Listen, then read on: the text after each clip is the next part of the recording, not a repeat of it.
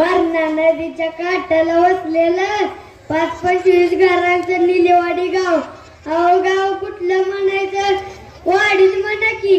त्या वाडीत राधाबाई राहायची.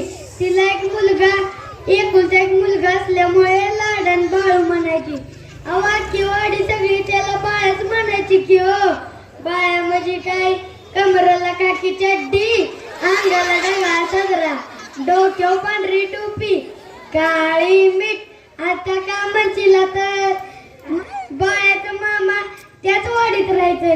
असं 4-5 आठवड्यानं पाहायचं की मामाकडे. असं ते एकदा गेलं मामाकडे. चांगलं 2 दिवस राहिलं. घरात मामाची मामी, ती मामीच की हो. मामी जरा लाडन बाळाला बाळाचा म्हणायची. बाळ जरा बरं वाटायचं. एकदा मामीना शाक मारली, बाया गेला.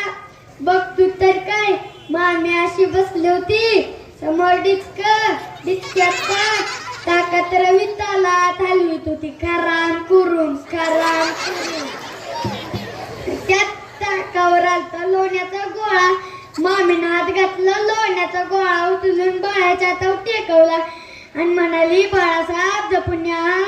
बाळानं लोण्याचा गोळा घेतला आणि बाहेर पडला. निम्म्या वाटत गेला तो पिनगड्याचा हात अवघडला. गुणाच्या हातात द्यावं म्हटलं तर कोण नाही. इकडे एकदा बघते, तिकडे एकदा बघते, कोणच नाही. शेवटी लावला डोक्याला हात, काढली पांढरी टोपी, काळी मीठ. टोपीकडे बघून म्हणताय कसं? असू दे आपली टोपी. झाटा झाटा झाडली, उलटी केली. लोण्याचा गोळा त्याच्या ठेवला. शान कुठला हातात धरली का नाही आणि डोक्यावर ठेवल्या.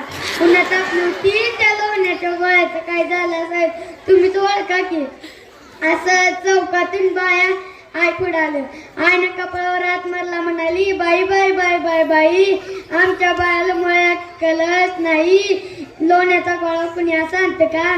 त्याला पाण्यात बुडवायचं, कैच्या पाण्यात घट्ट बांधून आणायचं. झाले बाळान मान डोलवली. दिवसा मागून दिवस गेले.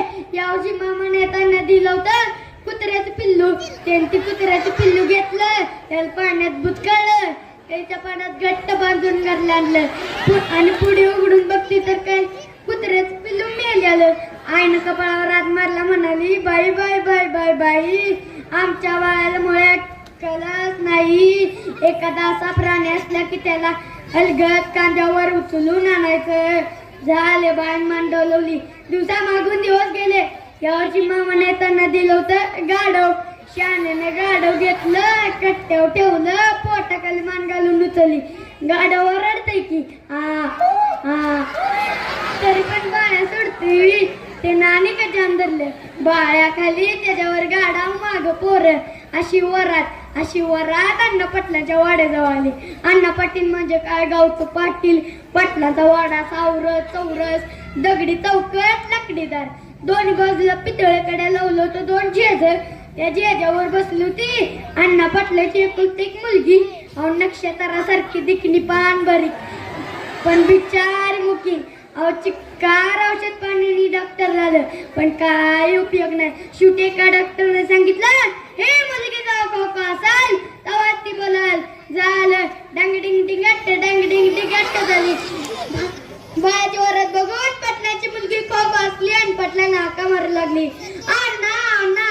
मुलगीचा हाक ऐकून अण्णाचा आनंद गगनात मारला.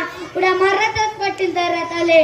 पाहतात तर काय, आज त्या वेड्या बाळामुळे त्यांची मुलगी बोलायला लागली. म्हणून त्याने बाळाला हात बोलवलं, पेटा बांधून सत्कार केला, उंची कपडे दिली, साथीला गोडा दिला आणि 4 पैसे हातात देत म्हणाले, हे बघ बाळा, हा वेडेपणा सोडून दे. या 4 पैशात स्वतःचा व्यवसाय सुरू कर. बाळाने 4 पैसे हातात घेतले. आपल्या घोड्यावर बसून आपल्या घराची वाट चालू लागला. त्याच्या डोक्यात पाटलांनी सांगितलेले शब्द घुमू लागले. आपण स्वतःचा व्यवसाय सुरू केला पाहिजे. आपल्या आईच्या कष्टाचं चीज केलं पाहिजे. सतेचा धनी आणि कुंकात आम्हाला गेल्यावर राधाबाई एकटीच पडली होती. हाताचा पाना आणि डोळ्याची वाट करून पोटच्या गळ्यावर तिने मोठा केला होता. रात्र दिवस त्याच्यासाठी झिजत आली.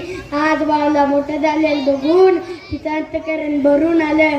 म्हणून तिने बाळाला घट्ट मिठी मारली आणि म्हणाली, गुडलास ग बाळा माझे. आज बाळाने व्यवसाय सुरू केला. बघता बघता चांगला जमसला बाळवाडीतला एक श्रीमंत व्यक्ती बनला. आज बाळला शांतता ठेवायचे. तर बाळासाहेब म्हणून ओळखलं जातं. बघितलं मित्रांनो, परिस्थितीनुसार सतत विवेक बुद्धी वापरली तर त्याचे यश निश्चितच मिळेल. धन्यवाद. शरीरसाठी एकदा जोरदार टाळ्या झाल्या पाहिजेत. जिल्हा परिषद शाळा नंबर 1 चा विद्यार्थी शरीर पाडण्यासाठी जोरदार